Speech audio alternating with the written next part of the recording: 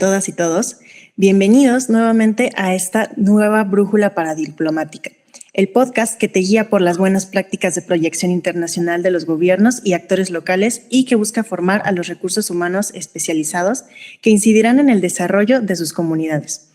Este podcast es una iniciativa del Cuerpo Académico Relaciones Internacionales y las Nuevas Diplomacias de la Universidad de Guadalajara, formado por profesores comprometidos con la excelencia académica y la formación de profesionales. En esta nueva temporada exploraremos cada temática desde dos perspectivas complementarias, la profundidad de la teoría y el pulso de la práctica. Hoy nos sumergiremos en la enodiplomacia desde una perspectiva teórica. En este episodio abordamos el uso de la bebida espirituosa, el vino, como una herramienta de soft power en un marco diplomático. Y para profundizar en esta brújula nos acompañan especialistas que viven la disciplina desde la academia. Mi nombre es Cleia Daniela Mora, estudiante de las Relaciones Internacionales en la Universidad de Guadalajara. Y junto con mi compañero, somos participantes del Cuerpo Académico de Relaciones Internacionales y las Nuevas Diplomacias de la Universidad de Guadalajara. También nos acompaña el doctor Ray Lara, profesor de la Universidad de Guadalajara e integrante de este cuerpo académico. Bienvenido, doctor Ray. Es un gusto tenerlo con nosotros. Muchísimas gracias por la invitación, Cleia, Aníbal, y bueno, en su momento a nuestra invitada, Laureana. Sí, muchas gracias, Ray. Es un placer compartir espacio con quienes nos acompañan y con quien conversaremos sobre este tema. Laureana Durán es maestra en Relaciones Internacionales por la UNAM, maestra en Negociaciones Económicas Internacionales por la Universidad Latinoamérica del Caribe, en Quintana Roo, y licenciada en Comercio Internacional por la Universidad Alejandro de Humboldt, en Venezuela. Como académica investigadora, cuenta con una sólida trayectoria en políticas públicas, con un enfoque en la convergencia de política, economía y cultura. Actualmente impulsa la diplomacia cultural y la enodiplomacia, promoviendo la internacionalización del vino mexicano en Baja California y Querétaro. Hoy nos va a ayudar a repensar los límites y alcances de la enodiplomacia. Bienvenida, Laureana. Es un placer tenerte con nosotros. Muchísimas gracias a ustedes por la invitación y por estar aquí comunicando un poco más sobre el vino, las relaciones internacionales. Y bueno, gracias también a Fray por hacer este contacto para esta dinámica tan maravillosa. Muchísimas gracias por tu compañía y por tu presencia el día de hoy. Para comenzar el día de hoy, Ray, nos gustaría que nos ayudaras a enmarcar la importancia del tema, o sea, la importancia de la enodiplomacia en la actualidad. Bueno, pues algo que yo primero debería de puntualizar, comentar, es que tanto la enodiplomacia como la paradiplomacia, la gastrodiplomacia, la diplomacia del Twitter, es una de estas tantas diplomacias, ¿no? El mismo cuerpo académico en el que me encuentro, en el que estamos, pues hemos discutido estas nuevas diplomacias, ¿no? También tengo entendido que la FES Acatlán tiene un diplomado de nuevas diplomacias y lo que estamos observando es ese reconocimiento de lo que en su momento había estado invisibilizado, que eran estas diplomacias, ¿no? Noé Cornago habla de diplomacias, hay otros que hablamos de nuevas diplomacias, pero al final de cuentas es la visibilización de estas voces que por algún momento estuvieron calladas, ¿no? Pensando de que solamente existía una sola diplomacia, que ahorita la vamos a enmarcar como diplomacia tradicional desde el gobierno central o el Estado-nación. Con respecto a la enodiplomacia, a mí me gustaría también hacer esta puntualización que podría pertenecer o no, porque al final de cuentas son independientes, pero también complementarias a lo que se entiende como la gastrodiplomacia, la diplomacia gastronómica, que más o menos, así en términos pequeños, es una diplomacia que utiliza este atractivo que es lo gastronómico, lo culinario, la alimentación, para expandir el poder suave de una nación o de un territorio entre los públicos extranjeros o foráneos, ¿no? Más o menos con la intención de alcanzar beneficios económicos, políticos y otros relacionados a la misma dinámica, ¿no? Y pues obviamente a través de qué? A través del análisis de la comida como parte de este sistema de comunicación que tiene historia, que es cultura, que tiene identidad y que en su momento, algo que yo trabajo más, que nos permite generar una imagen del lugar. Pero ya con respecto a la enodiplomacia, y si me permiten la expresión, es beberse o tomarse la cultura del otro para generar confianza, ¿no? Más o menos es lo que yo podría comentar. Y como lo indican algunas colegas españolas, ¿no? En este caso, Teresa Mula, Milagros Torres, Ana María Molina, en su momento se ha observado, se ha descubierto que ya la enodiplomacia es un campo propio, ¿no? Y de ahí es por el hecho de este podcast, ¿no? Donde tenemos a Loriana y que en su momento ya va a discutir más o vamos a discutir un poco más sobre el concepto, pero que nos permite, ¿no? Entender que el vino también puede generar una acción diplomática para promover, obviamente, nuestro poder blando, promover nuestra imagen, promover nuestra identidad y lo más importante, obviamente, utilizar al vino como un recurso interesante, un dispositivo de relacionamiento internacional, ¿no? Y en este caso, si me permiten también la expresión, de manera fructífera y pacífica, ¿no? Entonces yo creo que esto sería lo que podría hablar de la importancia de la enodiplomacia, la gastrodiplomacia y las diplomacias, etcétera. Muy importante. Muchísimas gracias por ayudarnos con esta parte. Para continuar y abrir el mapa el día de hoy, tomamos como referencia justamente autores como Pablo Lacoste y José Antonio Negrín de la Peña, quienes en 2022 introducen el concepto de la enodiplomacia. Lo definen como una herramienta conceptual para examinar las acciones impulsadas desde el Estado para promover los intereses nacionales a partir de la visibilización y puesta en valor de la vid del vino, dividiéndola en dos dimensiones. La primera es la inclusión del vino dentro de la agenda y política exterior y económica de un Estado. Y la segunda es el uso del vino como una construcción de poder, al usar las botellas tal cual como un obsequio o un homenaje e incluso una imposición dentro de la mesa para una reunión diplomática. Cabe mencionar que aunque Pablo y José Antonio introducen el término enodiplomacia a la literatura, esta existía desde milenios atrás, desde banquetes de Estado, ofrendas y brindis hasta acciones y políticas para proteger industrias nacionales de plagas que afectan cultivos o incluso la falsificación de vinos utilizando denominación de origen e indicaciones geográficas protegidas. Loriana, ¿podríamos considerar que eres una pionera en el estudio de la enodiplomacia en México? ¿Cómo es que se materializa el vino en un instrumento de poder blando? Bueno, quiero primero, antes de comenzar, a explicar un poco de esto, y fue súper interesante lo que dice Fray del concepto. Muchas veces se piensa que el vino es solamente un producto comercial. Sin embargo, el vino tiene mucho más allá detrás. Y eso es lo interesante. Cuando empecé a estudiar esto fue porque siempre había visto la dinámica. Yo en Venezuela trabajaba con la Unión Europea y siempre en los temas culturales estaba el vino europeo. Sin embargo, cuando ibas a otras embajadas, como la de México, y aunque sí te servían tequila, nunca tenían vino mexicano. Y me parecía muy extraño porque México es el primer país donde se sembró la vid, que es con la que se hace el vino, en América. No fue Chile, no fue Argentina, no fue Perú, fue en México. Y eso poco la gente lo conoce. Entonces, a partir de allí fue que decidí venirme justamente a entender esa dinámica desde acá. Pero al llegar me encuentro que aunque tiene más de 400 años la vid plantada, pues solamente tiene 70 años la comercialización de vino aquí en México, vino mexicano. Ver esas dinámicas y entender que sí son importantes dentro de estados como Baja California, Querétaro, que ahorita tiene su indicación geográfica protegida, pero a nivel federal poco se conoce y poco se habla de él.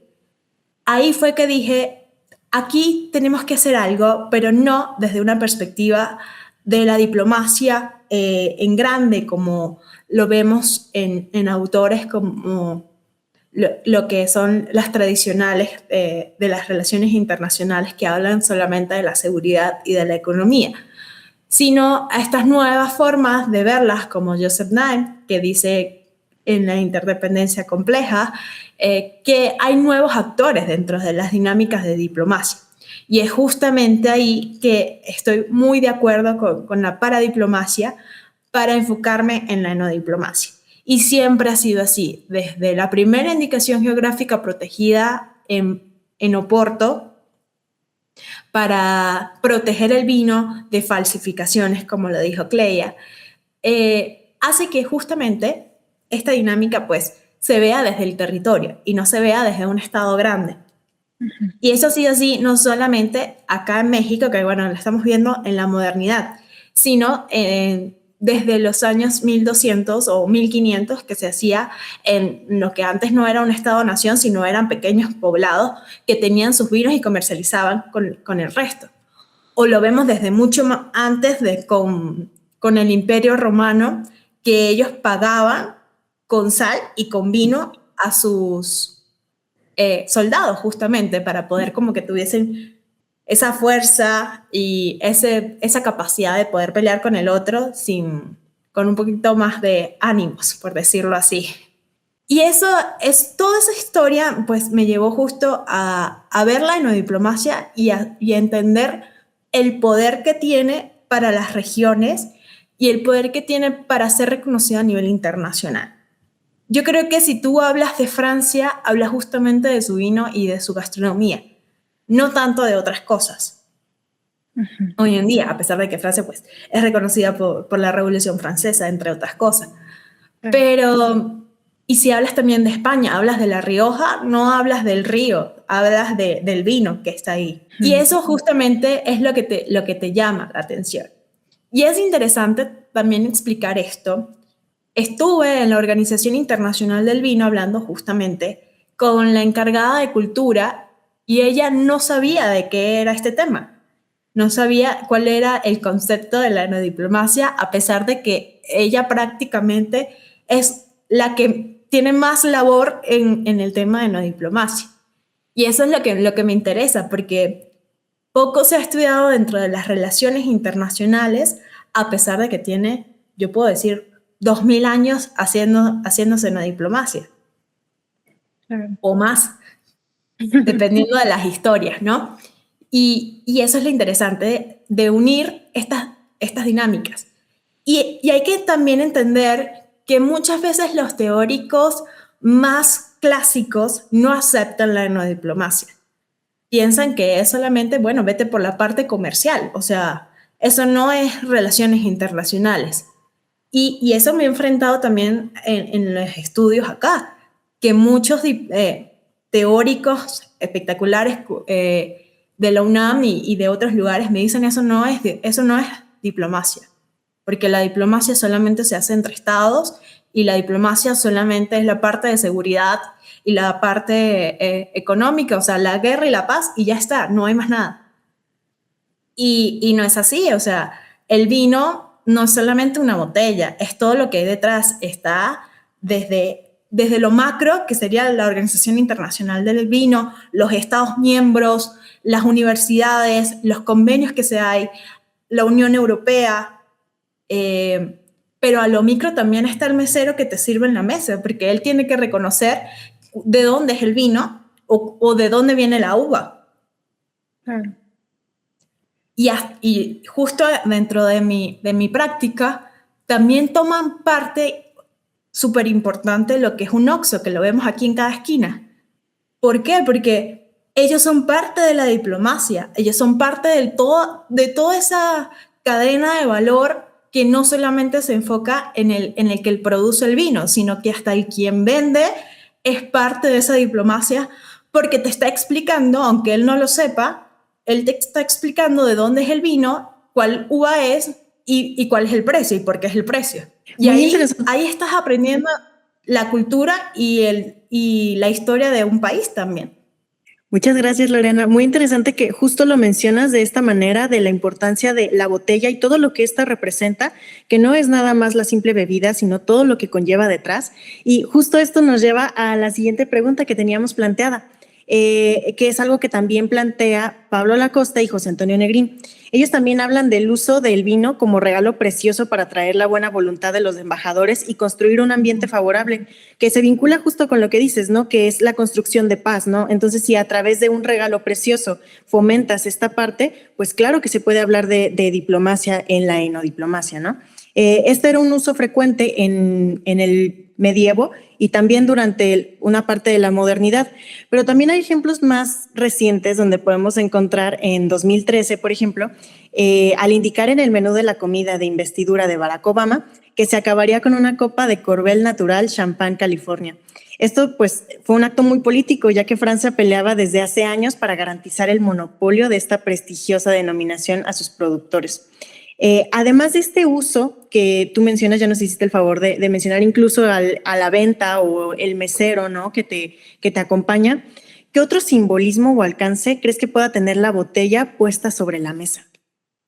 Bueno, a nivel internacional lo podemos ver, lo voy a hablar como desde lo macro, en presidentes, y no me voy a ir tan atrás. Hace menos de 6 meses Donald Trump colocó unos impuestos muy altos al vino europeo en general, y quien fue mucho más afectado fue el vino francés. Y justamente, o sea, en las dinámicas que ellos llevaron y en las conversaciones que se dieron, era justamente que bajaran el precio de los aranceles para los vinos, porque el principal socio comercial de Francia en temas de vino era Estados Unidos. Y si ven las estadísticas, después de eso, la disminución del consumo ha sido bastante grande, y la disminución de la producción, que han tenido que quitar viñedos para poder como solventar toda esta dinámica, y ahí ves como que también la enodiplomacia es importante. Creo que si alguien no entendiera que el vino es importante para Francia, no le pusiera aranceles en eso, sino le pusiera aranceles en otras cosas. Tal vez en otros productos agrícolas, pero lo más importante para Francia es el vino.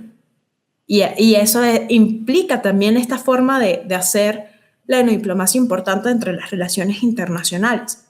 No podemos destacar que no existe esta forma, o que solamente está un tema de seguridad económica, cuando no es así. O sea, es un tema de que es importante y es fundamental para la economía francesa el vino, y por ende se sabe que al colocar estos impuestos pues afecta a la economía. Ahí, si me permites también hacer un comentario, Cleya y Loriana y Aníbal. Aquí es muy importante el tema de los consejos reguladores, ¿no? Que a fin de cuentas también sirven como actores diplomáticos, paradiplomáticos, en cabildear, en este caso, con quien se tenga que cabildear, de empezar a influir en quitar esos impuestos. Es con lo que hacen en su momento las grandes empresas de fabricación de automóviles en Estados Unidos. No queremos recibir más coches japoneses, chinos, de la India. Entonces tienen un lobby súper potente para obviamente limitar esto. Entonces yo también estoy de acuerdo con lo que comenta Loriana, que pues el Consejo Regulador, en su momento, de todas estas denominaciones de origen de carácter francés, del vino francés, pues tendrían que hacer algo con su gobierno para que obviamente ese gobierno dialogue con el gobierno de Estados Unidos y busquen alguna alternativa, ¿no? Para ya sea bajar los impuestos o alguna dinámica de entrada de estos productos. Entonces también ahí es súper importante lo que nosotros trabajamos mucho sobre estos actores, que también son actores paradiplomáticos, como un consejo regulador, que una de sus funciones obviamente es defender el interés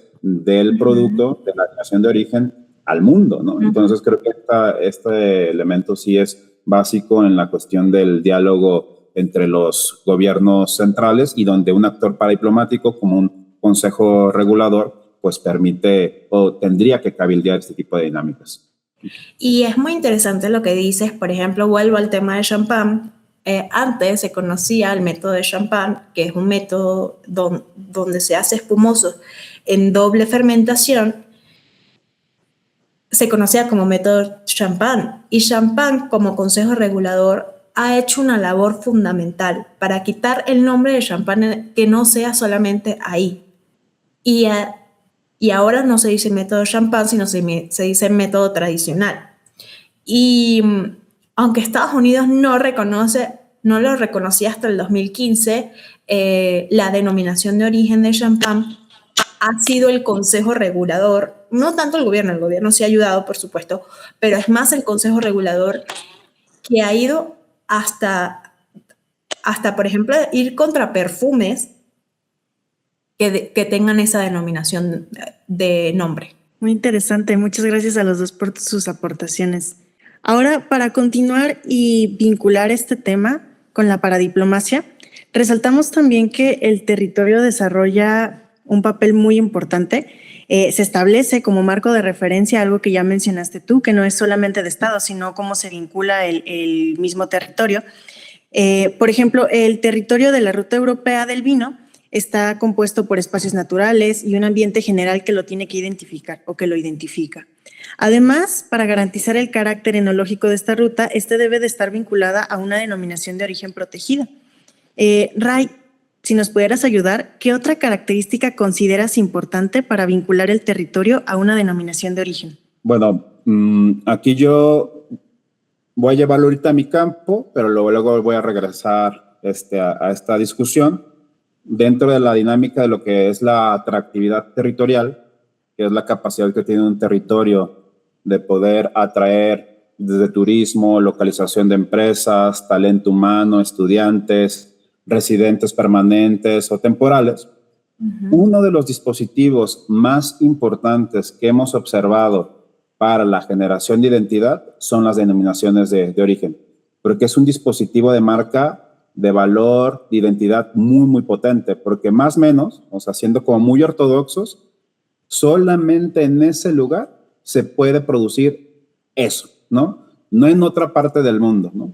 Tendrán que cambiarle el nombre, ¿no? Pero esa idea de denominación de origen nos permite diferenciarnos, y al diferenciarnos nos genera una identidad muy potente y eso nos hace dialogar con el otro, ¿no? Esa es más un poco la parte desde la teórica, ¿no? Pero también, y ya lo comentaba Loriana, hay diferentes sellos distintivos que nos permiten en su momento definir la importancia de los productos, ¿no? En este caso el vino. Tenemos las indicaciones geográficas, que ya lo había adelantado Loriana, que más o menos es este sello legal o esta normativa que le permite o que nos genera cierta propiedad industrial y que nos dice que ese producto es originario de una región geográfica, ¿no? Ya sea una pequeña localidad. Ahorita voy a hablar de un caso muy interesante que es del vino del desierto que se da en Chile y que lo produce una universidad, ¿no? Y eso es algo que para mí me voló la cabeza cuando conocí el caso del vino del desierto. Una ciudad, un pueblo, una región o un país, ¿no? Mientras que ya la denominación de origen, y si le agregamos el mote protegido, obviamente acredita o nos permite que no solamente ese lugar, esa localidad, está ese producto, sino que hay factores naturales, hay factores humanos muy específicos de ese lugar que han modificado que ese producto sea diferente, ¿no? O sea, no solamente es el territorio, sino que el humano y el mismo, ahora sí que permíteme, el clima, la orografía, la hidrografía de ese espacio, de ese lugar, permiten diferenciarlo. Y además de las técnicas de producción, de las tradiciones de elaboración, ya lo comentaba también Loriana con el caso del champán, ¿no? Entonces, eso es fundamental porque te hace ser único, te hace ser y que tú obviamente pues sea parte de tu identidad y que obviamente sabemos todos, ¿no? Si es un poquito de constructivismo, ¿no?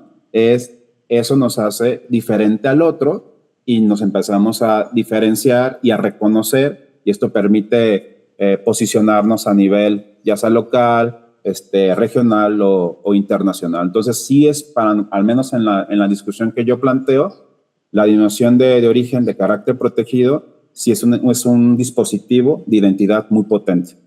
Y continuando con eso, también es interesante entender un poco, en vino hablamos del terroir y es lo que hablaba Fray, justamente, que decía, no solamente es el suelo que está lugar, porque puede ser la misma uva y se da completamente distinto en un lugar que en otro. Es el clima, es la altitud, es la tradición, es la infraestructura que tiene, son los actores que están en esa dinámica. Dentro de las indicaciones geográficas protegidas, en el caso del vino, La diferencia con la denominación de origen protegida es que solamente la indicación geográfica explica que pertenece a un territorio en específico y tiene ciertas normas.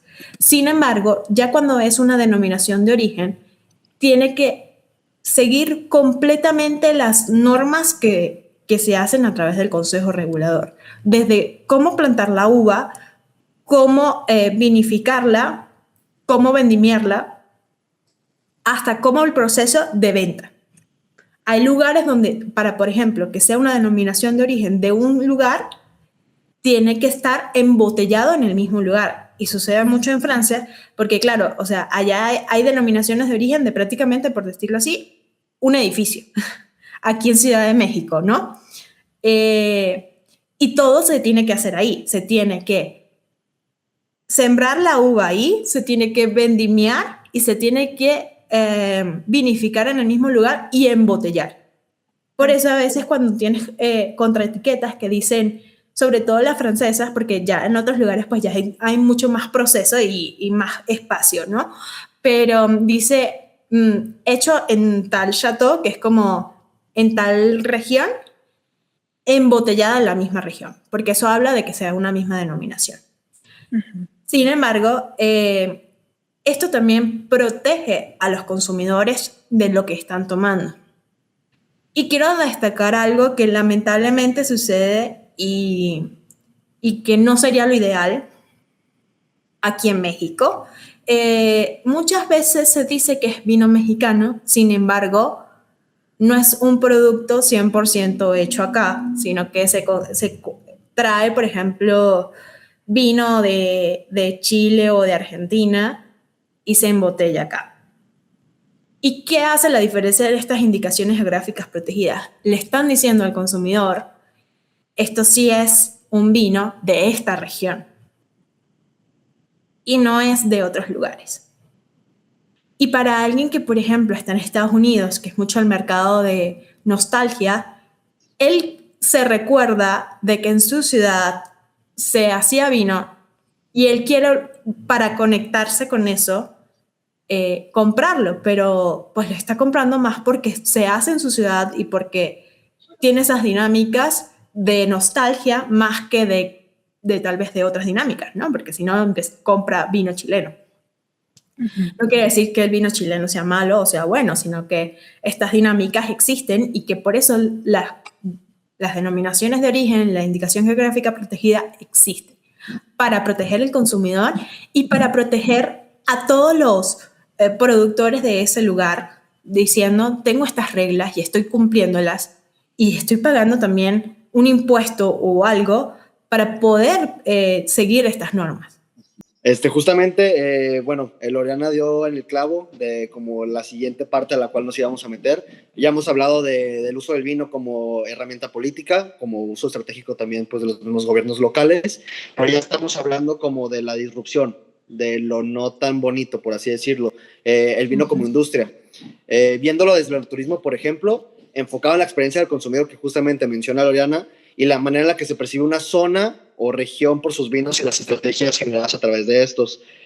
Por ejemplo, tomando la Asociación Española de Ciudades de Vino y la Secretaría General de Turismo, quienes recogen en el manual del producto turístico Rutas del Vino en España, la metodología para implementar este producto turístico y su posterior certificación por parte del Comité de Gestión y Certificación de la Asociación, tienen como beneficios potenciales, ¿no? De diversa naturaleza, uh-huh, que construyen valor añadido alrededor del producto, dividido en tres. El primero desde el cliente o visitante, que obtiene sinergias para conocer el entorno de la elaboración del producto y recibir un servicio más amplio. El segundo son las empresas, quienes crean una marca conjunta justamente e incentiva dentro del mercado, colaboraciones y asistencias mutuas, que ahí ya vemos un poco más de las relaciones que se van generando. Y la tercera, que viene siendo la autorregulación del sistema, que son los ayuntamientos, los consejos reguladores y los empresarios involucrados en la ruta del vino, que ya había mencionado Cleya, que adquieren el papel pues, principal en la puesta de la marcha del proyecto general. Entonces, la pregunta va más enfocada para ambos, tanto para Loriana como para Ray. ¿Dónde se encuentran las diferencias centrales entre una estrategia de diplomacia a una política de promoción comercial o branding, por así decirlo? Antes de responder a eso, y quiero contarles un poco acerca de cuando concebimos Daniel y yo este podcast, en específico este tema, era que queríamos estar juntos todos, ¿no? Uh-huh. Y la idea era en su momento pues conocer los vinos, ¿no? O sea, al final de cuentas, si no degustarlos, no sé, por si está permitido o no, pero era como que al final de cuentas explicar la importancia de lo que pueden decir las etiquetas, de dónde vienen, ¿no? Porque como bien se comentaba al inicio, cuando pensamos en un lugar, en un país, pensamos en este caso en el vino, ¿no? Yo aquí siempre pongo el ejemplo del Chacolí, ¿no? El Chacolí, que es un vino blanco de País Vasco, ¿no? Y que tiene denominación de origen y que muy pocas personas lo conocen, ¿no? Y que lo interesante en su momento de la construcción identitaria de este vino es que durante mucho tiempo fue prohibido, ¿no? Y que fue prohibido, se producían en caseríos, ¿no? Y obviamente por el nivel de alcohol que tenían, pues obviamente podías quedar muy mal, ¿no? Entonces, y también en la época de Franco, etcétera, de que pues quería posicionar solamente a ciertos tipos de vinos y no los de las regiones en su momento más nacionalistas, ¿no? Acá también tengo por acá un Ramón Roqueta de Cataluña, ¿no? Y que en su momento durante mucho tiempo, aunque ellos trabajaban con el tema de las cavas, ¿no? Pues también tienen todo el tema del vino, ¿no? Que también tengo un Ribera del Duero, ¿no? Y acá lo que hemos discutido, ¿no? El tema de las denominaciones de origen, que es súper, súper importante. Y con esto quiero empezar a responder a la pregunta de cuál es la diferencia de la enodiplomacia y una estrategia de branding. Yo lo primero que tendría que decir, porque al final de cuentas, el tema de las rutas, o sea, de la nostalgia, de la experiencia, turísticas, ¿no? Es la capacidad de atraer, ¿no? Y es el conocer la experiencia en su momento de cómo se produce ese producto, ¿no? Al final de cuentas te va a permitir una generación de turismo, en este caso de turismo del vino, y que nos permite conocer esta cadena de valor, ¿no? Desde la vid, ¿no? De cómo se cosecha, cómo se produce, el tema de la vendimia y, bueno, todo el proceso hasta donde llega al producto final. Mientras que la enodiplomacia es este diálogo, ¿no? Que hay entre uno y el otro, ¿no? Al final de cuentas es ese acercamiento que tiene una persona con la identidad de la otra persona. En este caso, el diálogo, el mensaje es a través del vino, ¿no? Ahora sí que, también disculpen ahí la expresión, pero ahora sí que siempre se ha dicho que los mejores acuerdos internacionales se hacían en las fiestas, ¿no? En este caso, en un, no sé si en una borrachera, una bacanal, ¿no? Pero al menos era en un espacio distendido, ¿no? En un espacio donde el mensaje no necesariamente era la palabra, sino era el vino, es la comida, y esto permite este relacionamiento, esta comunicación, esta diplomacia, ¿no? Que permite intermediar otros temas, ¿no? Entonces yo creo que mientras uno es buscar ese conocimiento, atraer al turista y a las personas en general, la otra forma es reconocerte diferente, pero que tenemos una forma de entendimiento y que esto puede producir en su momento un posible negociación, una posible diálogo, una posible resolución a un problema. Eso es lo que yo podría comentar.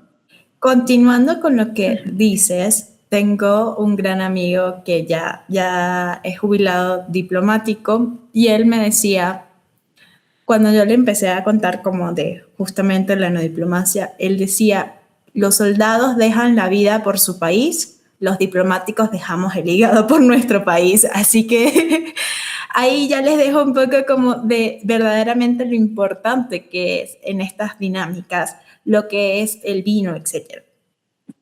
Y continuando justo con las botellas, quiero leerles un poco como esta botella que tengo aquí, para que se entienda también la parte de lo que les decía, desde la uva hasta la denominación de origen, lo importante que son.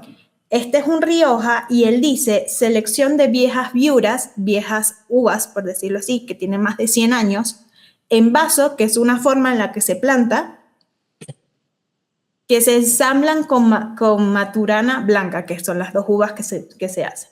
Denominación de origen calificada, Rioja, embotellado en origen. Y era justo lo que les comentaba, que muchas veces las etiquetas del viejo mundo hablan de todo el proceso que tiene. Y eso te da a ti como consumidor también y como una forma de, sí, por ejemplo, el Ayuntamiento de Rioja o de la región de Rioja, pues ellos van con ese emblema. Todo lo hacemos nosotros, todo se hace acá. Eso te da a ti un terroir específico, te da unas dinámicas específicas de producción y te da una calidad que muchas veces otras no tienen. Y continuando con el tema de enodiplomacia, es así. Yo siento que la enodiplomacia puede llevarlo todo, porque no solamente es en la parte de las relaciones internacionales o el tema de convenios, negociaciones, entre otras cosas, sino que también es esa parte, yo lo divido en tres, que es, uno es la marca país, otro que es el soft power, y ahorita se los defino los tres, y el otro que es la parte humana de toda esta dinámica. En el tema del marca país, como que se piensa mucho que la marca país es lo mismo que un branding o que simplemente un logo bonito. Y no, es muchísimo más allá. Es todo lo que lleva el proceso de exponenciar tu país a nivel internacional, reconocer que influye en cómo te ve el consumidor o un cliente en otro país dependiendo de tus dinámicas. Y lo podemos ver mucho, por ejemplo, con México. México hasta el 2018 tenía lo que era la marca país, que impulsaba el turismo, que impulsaba estas dinámicas en general, y se dejó a un lado, y eso también ha influenciado, por ejemplo, en cómo ven en el mercado estadounidense los productos mexicanos. Lamentablemente, pues no es lo mejor que se vende, ¿no? Se vende lo malo, se vende la inseguridad, entre otras cosas.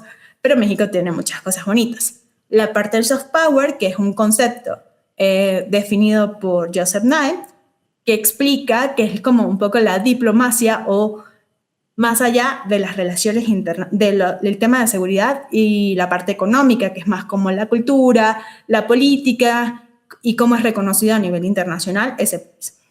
Bueno, yo creo mucho más en eso que en la fuerza, en la guerra o en otras dinámicas. Y lo vemos en otros países como, por ejemplo, Corea del Sur, que ahorita justamente tenemos a BTS aquí en Ciudad de México, y eso también es parte de la cultura y parte de lo que han exportado como país, el K-pop, entre otras cosas. Y esto si lo llevamos a la enodiplomacia, porque quería hablarles un poco ya al final de todo, esto si lo llevamos a la enodiplomacia, si vemos, por ejemplo, estas dinámicas de Sonoma, Napa Valley, Chile, porque no hablamos solamente como del viejo mundo, cuando hablamos del viejo mundo es más que todo Europa, sino Chile lleva con ProChile una dinámica espectacular de sus vinos. Argentina lo ha estado haciendo en estos últimos años, con el cambio de gobierno se ha enfocado muchísimo más en promover toda su cultura y en promover todos sus productos a nivel internacional. La semana pasada, aunque el día del Malbec fue el 17 de abril, la Embajada de Argentina acá hizo un evento para el Día del Malbec y promover sus vinos argentinos acá con restaurantes, con tomadores de decisiones y medios de comunicación. Y eso es parte de la enodiplomacia también. No solamente es un branding o una promoción comercial, sino que es todo lo que hay detrás. Es un poder suave para representar la cultura a nivel internacional, para conocer sus productos, pero también para promover su economía, porque no hay que negarlo. Es todo un conjunto de cosas, pero muchas veces solamente se ve el vino como una botella que me voy a emborrachar y ya está, ¿no? Pero hay toda esta dinámica detrás que es importante que la estudiemos como personas de las relaciones internacionales y que no solo nos enfoquemos en la guerra y la paz. Y siempre lo digo porque lamentablemente hay muchos teóricos que solo piensan que eso son las relaciones internacionales, pero hay mucho más allá. Sí, muchas gracias, Loriana. Sí, justamente yo también pienso que, pues, muchos académicos como que se quedaron con lo anterior, pero sabemos que nuestra carrera es multidisciplinaria y que cada vez va creciendo como estas diplomacias emergentes, como lo mencionó Ray al principio. También hablamos, pues básicamente de la denominación de origen, de lo importante que es la etnodiplomacia, pero también pues hay que definir un poco más la etimología, ¿no? La etnodiplomacia.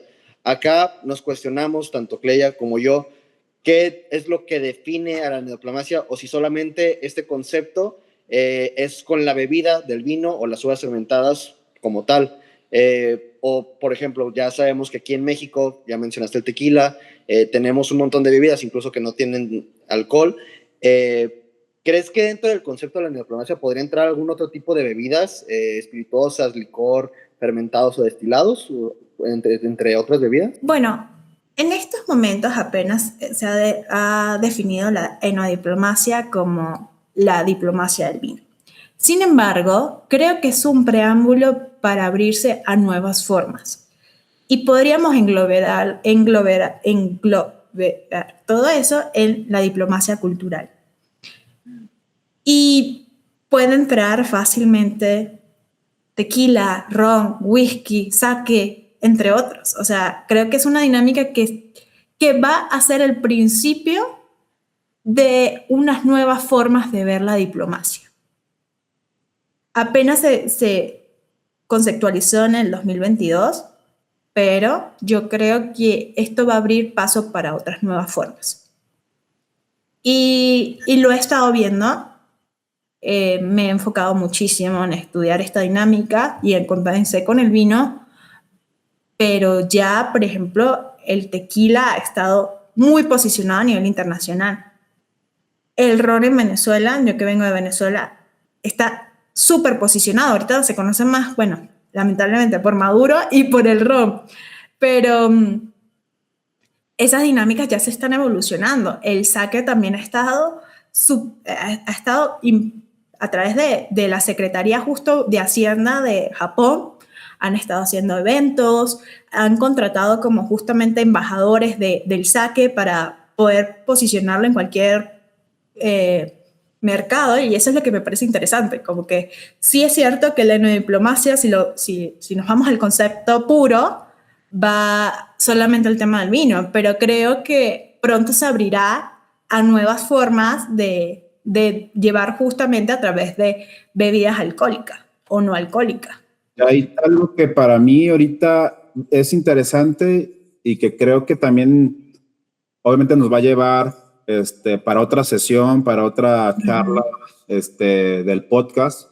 Espero que ya presencial para estar degustando de algún vino u otra bebida.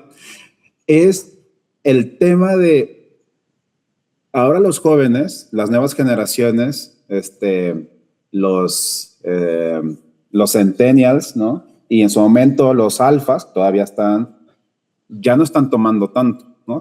Los millennials y los boomers consumían en Estados Unidos, porque es el que más tengo presente, 80 billones de dólares, y los centennials apenas 4 billones de dólares, lo que significa una pérdida de 80 billones de dólares, lo cual ha alarmado muchísimo a toda la industria y a los países también, porque, por ejemplo, Europa ya ha tenido que quitar vides. Hay de la Unión Europea en marzo sacó, por ejemplo, una resolución para ayudar justamente a estas dinámicas de, bueno, si vas a quitar vides, te voy a ayudar con apoyo económico para poder quitarla, o otras dinámicas. Y hablando un poco, y he estudiado mucho sobre eso porque es una de las preguntas que más me hacen en consultoría, y es primero el marketing o la industria del vino en específico, más en los destilados sí se toma más en cócteles, etcétera. Pero es que se ha enfocado primero en crear un vino como si fuese elitista o un premium y no se enfoca en hacer esa conexión con el resto de las personas.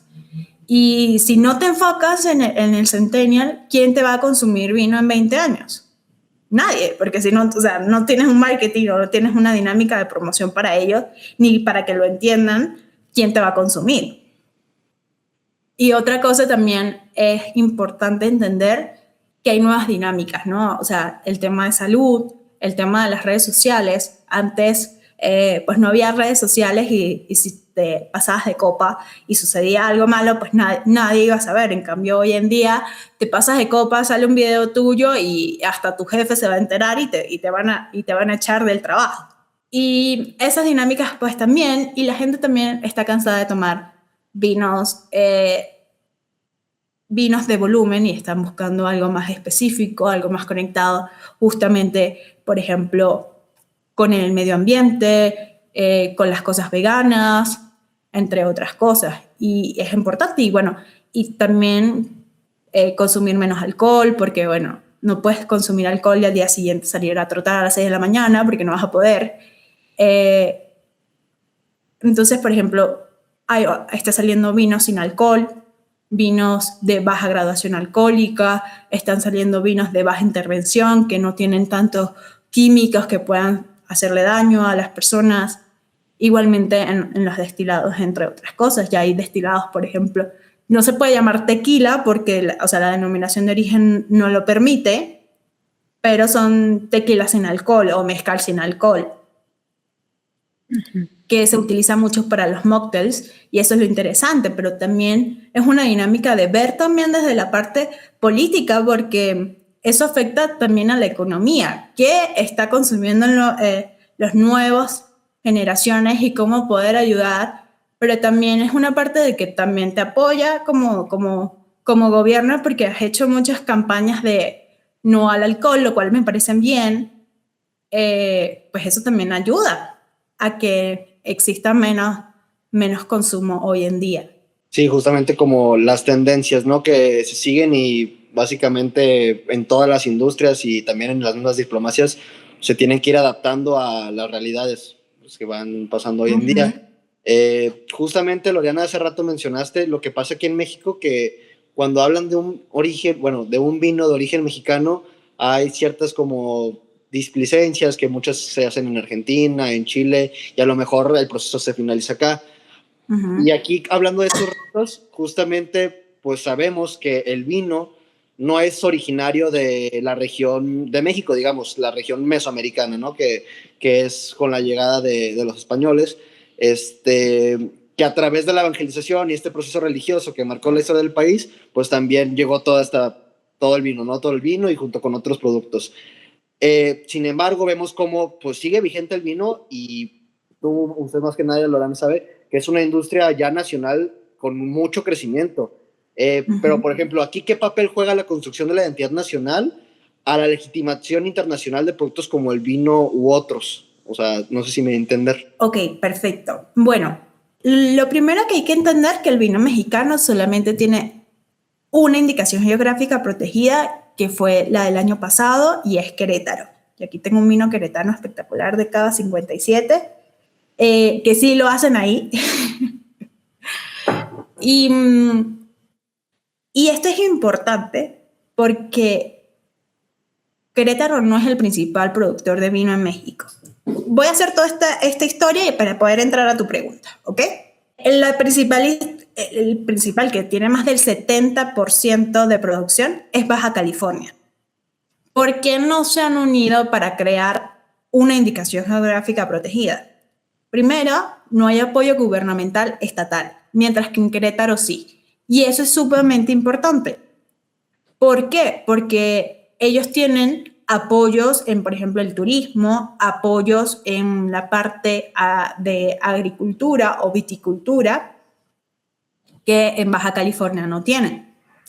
Y otra cosa que tienen, y es algo muy interesante, es que el clúster de Querétaro es un clúster compuesto no solamente por los empresarios, sino también por la academia y por el gobierno. Y eso habla muy bien de una unión de actores que es parte de la nanodiplomacia, que no solamente es los empresarios y ya. Mientras que en Baja California, sí. Primero, hay muchas asociaciones parecidas que tienen el mismo prácticamente visión y misión, pero no están todos reunidos, los empresarios en Baja California.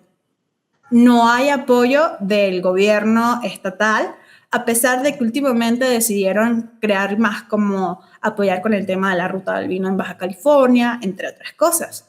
Y también hay que aceptar que hay estas dinámicas que pues no todo el mundo los apoya. O sea, no puedes estar dentro de una indicación geográfica protegida trayendo vino de otra parte, cuando pues tienes, o sea, también es un poco para proteger al productor, porque aquí no es lo mismo lo que vale 1 kilo de uva cosechado a lo que vale 1 kilo de uva en Chile. Aquí es muchísimo más cara porque hay menos producción, hay otras dinámicas, no hay, por ejemplo, todo se tiene que importar y eso pues es caro. También los impuestos son muy altos, pero los impuestos en general, o sea, tienes que, por una botella, por ejemplo, tú tienes que consumes aquí en México, tú tienes que pagarle casi el 60% de impuestos al gobierno. Y esa es una de las dinámicas que también pues afecta y que diría, esta parte es importante a nivel internacional, tal vez, primero pues ayudar a esos impuestos, no quiero decir como que bajemos los impuestos y ya, pero tal vez ayudar a los productores, ayudar a la agricultura, porque se ha visto que en los lugares donde hay más trabajo de agricultura y de viticultura ha disminuido el tema de la inseguridad, porque claro, ya tienes un trabajo estable, tienes otras formas, ¿no? de ganarte la vida. Y eso es lo interesante, pues primero vamos a comenzarlo desde lo interno y ya después poder exportarlo y conocerlo a nivel internacional. El gobierno, a través de sus embajadas, como lo hacen las otras embajadas de Francia, de España, de Chile, de Argentina, de Italia, de la delegación de la Unión Europea, pues impulsar también estas formas de crear nuevos mercados, porque al final en el mundo internacional pues el vino mexicano lamentablemente no se conoce, a pesar de tener una industria establecida, y quiero destacar también que ha sido una industria que ha venido creciendo. Es de los pocos países que tiene 20 años creciendo en el consumo. Claro, no es un consumo como en el de Europa, que son como 7 litros diarios, 7 litros per cápita, mientras que aquí es 1.3. Y también hay que hablar que la industria aquí en México, el 70% de los vinos que se consumen son importados, mientras que el 30% es el del consumo nacional. Pero esto de que ya existe una indicación geográfica protegida, de que ya existen estos mecanismos de promoción subnacionales, ayuda muchísimo. Y yo de verdad admiro muchísimo a Querétaro, porque no solamente se ha enfocado en crecer en la industria, en el enoturismo, en el turismo romántico, sino que también ha impulsado a nivel internacional. Estuvieron hace 3 meses en el Fitur como prácticamente uno de los principales estados y llevaron el vino mexicano, lo cual no se ha hecho con otras regiones. Entonces eso también habla muy bien, y Guanajuato también está haciendo mucha promoción internacional sobre eso. Creo que no hay que ver como una industria, voy a decir algo que muchos lo he escuchado y lamentablemente es así, no es una industria fifí, es una industria que viene del campo, que hay mucho más atrás y que hay mucha promoción y ayuda que se necesita del gobierno. Muchas gracias, Lorena. Ray, no sé si ya puedas hablar, aportar algo. Y bueno, qué bueno que retomaron la discusión, al menos con lo que comenté. Sí vi la importancia de estas nuevas generaciones, que es algo que me preocupa. ¿En qué sentido? De si en su momento deja de existir la industria, que no creo, pero deja de existir o baja considerablemente, si en su momento estos temas como la etnodiplomacia podrían llegar a desaparecer a pesar de tantos años vigentes, aunque no le habíamos puesto un nombre como tal a este tipo de dinámicas. Yo, retomando lo que comentaba Loriana, de consolidar una industria, pues obviamente es fundamental ese diálogo multiactor, ¿no? Es indispensable. Y con esto, el caso que les quería dar a conocer, yo en el 2019 me tocó estar de estancia de investigación en Chile, en el norte de Chile, en Iquique, y en la Universidad Arturo Prat. Y una de las cuestiones que me llevaron, que me acercaron, fue a conocer una cepa que es única en el mundo y que originalmente se pensaba que era un tempranillo, un malbec, lo que sea. Entonces, como que nadie le daba juego, ¿no? Hasta que realmente una universidad, la Arturo Prat, la empezó a analizar, ¿no? Y al analizarla, se dieron cuenta que era una nueva cepa, ¿ok?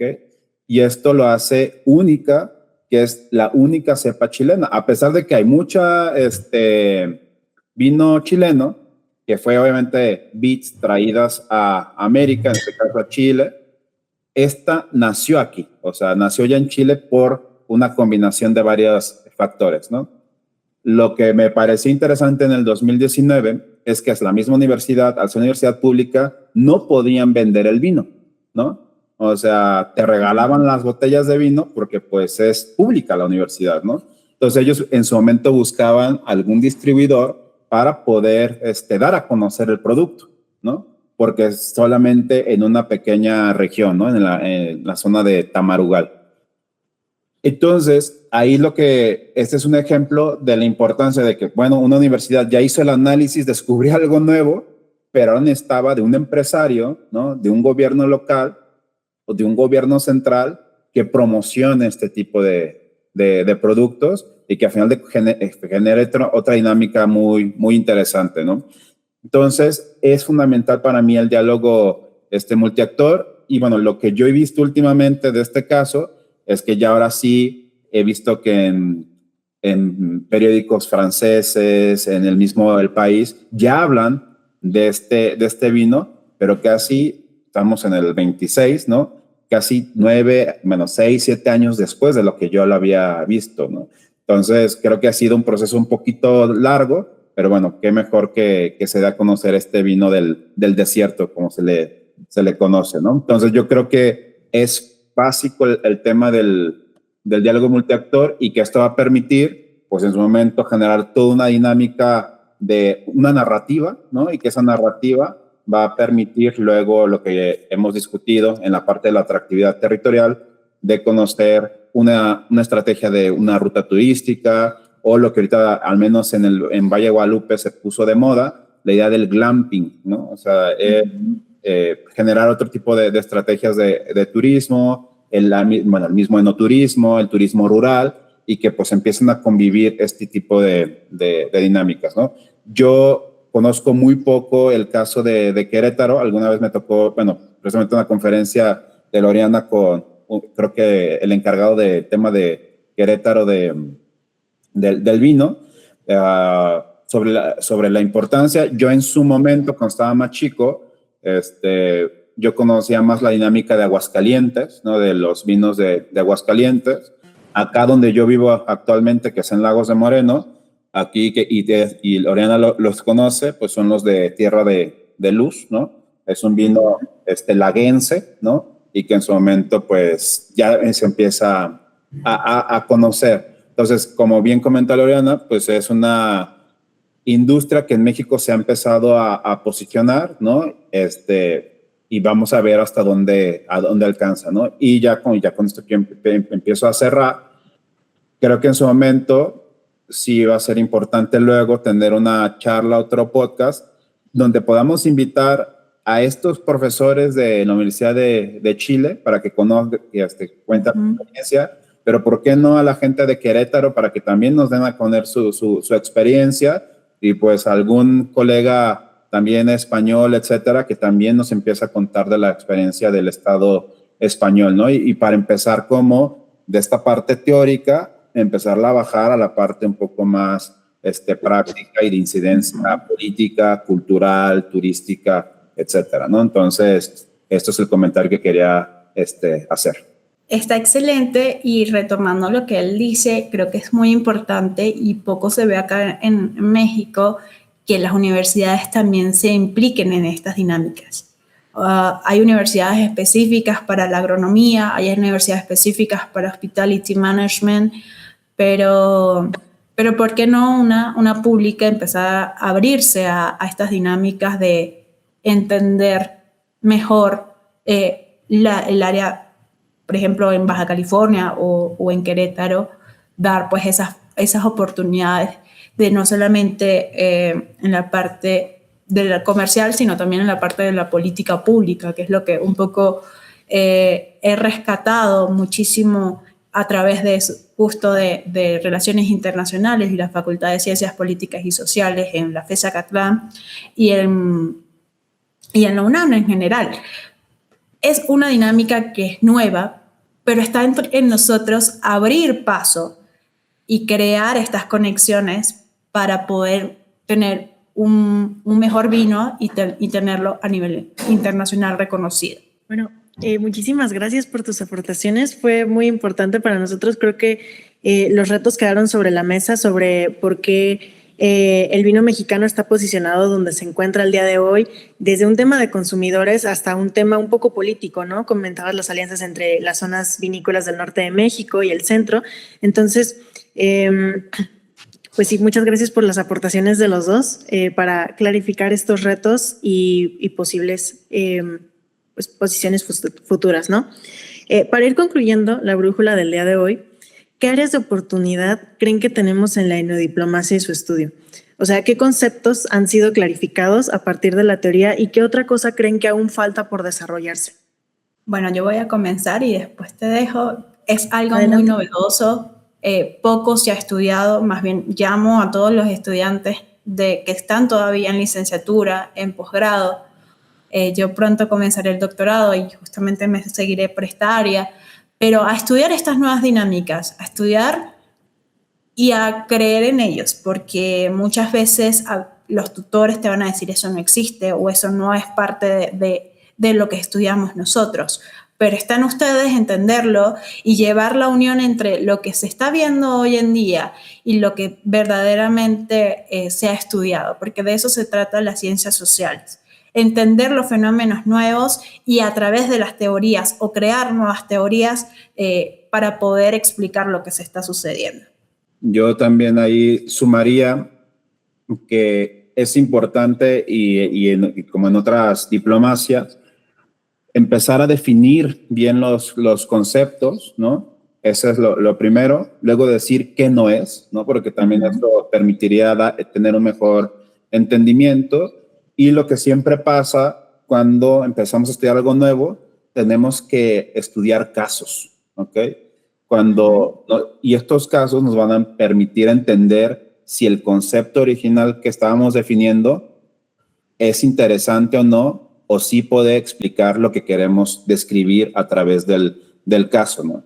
Y con eso, ya después de los casos, ahora sí que durante un tiempo, ya ahora sí podemos saltar, ahora sí que un tema más de conocimiento, de generación de conocimiento, a nuevas teorías, ¿no? En este caso, teorías, si no disidentes, al menos críticas a la visión que pues está normalizada o el mainstream de la diplomacia como tradicional, ¿no? Entonces creo que es un caminito que todavía falta. O sea, un ejemplo, en el caso de la paradiplomacia, ya estamos en la parte de la discusión teórica, de generar nuevas teorías que no dependamos de las originales. O sea, y yo creo que todavía la parte de la enodiplomacia, de la gastrodiplomacia, apenas estamos discutiendo conceptos para poder analizar luego casos. O sea, todavía si nos falta unos 20 añitos, yo podría comentarlo, y por eso me preocupa de que las nuevas generaciones ya no tomen y pues ya no quieran hacer estudios de enodiplomacia, ¿no? Por eso es como lo que el tema de muchachos, si tomen al menos una copa de vino, ¿no?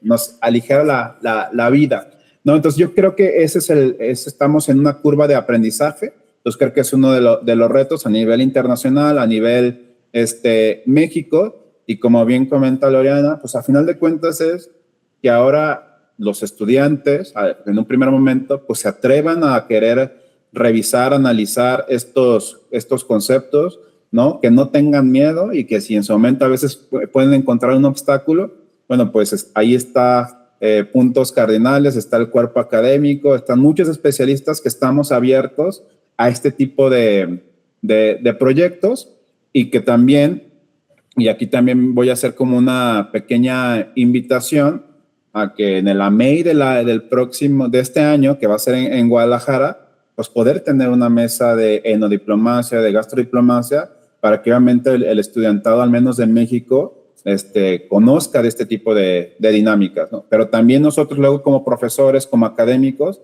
empezar a involucrarnos en estas diplomacias que, como también suele pasar, algunos profesores, algunos especialistas no consideran diplomacia, ¿no? Sino otro tipo de temas más de mercadotecnia, de branding, de marca, territorio, o como queramos llamarlo, ¿no? Entonces yo creo que de ahí lo interesante de este podcast, o al menos cuando lo estábamos concibiendo, es de dar a conocer las bases, en este caso bases teóricas, y en algún momento en esta segunda temporada, pues ya empezarlo a ver en algunos casos prácticos, y empezar luego otra discusión sobre la importancia de la enodiplomacia.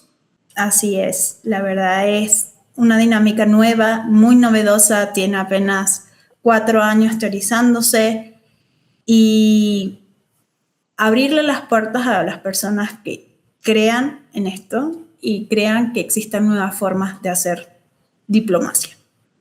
Bueno, ahora solo nos queda pues agradecerles tanto a ti, Loriana, como a ti, Ray, por ayudarnos a calibrar nuestra visión sobre este tema. Ha sido una cátedra de internacionalización total. Bueno, también para Ray decirle que todavía hay personas en las nuevas generaciones que estamos dispuestos a seguir promoviendo la enodiplomacia, consumiendo tanto un vinito con propósitos meramente diplomáticos, claro. Y muy contento, la verdad, que este sea el inicio, así como lo mencionaban varias veces aquí en este episodio.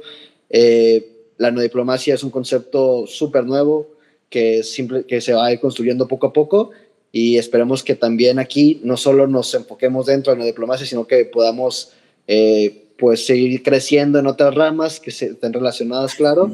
Y pues nada, más que nada agradecerles, un honor para tanto mi compañera Clea como para mí estar con expertos y aprender tanto de un tema que también la verdad nos gusta mucho y nos apasiona incluso. Y también un mensaje a nuestra audiencia, que si les gustó este análisis teórico, no se pueden perder el próximo episodio, el cual pues ya lo veremos un poco más práctico, y si hay cabida para más episodios con otro tipo de licores o siguiendo desarrollando la enodiplomacia, bienvenidos sean. Muchas gracias. Igual para nuestra audiencia, recuerden seguirnos en el canal de Puntos Cardinales en Spotify y en la página web puntoscardinales.com.mx. Y nos escuchamos hasta la próxima coordenada de Brújula Paradiplomática, en la que seguiremos abondando a este tema que es tan rico y que parece que no tiene un fin, ¿no? Hasta la próxima.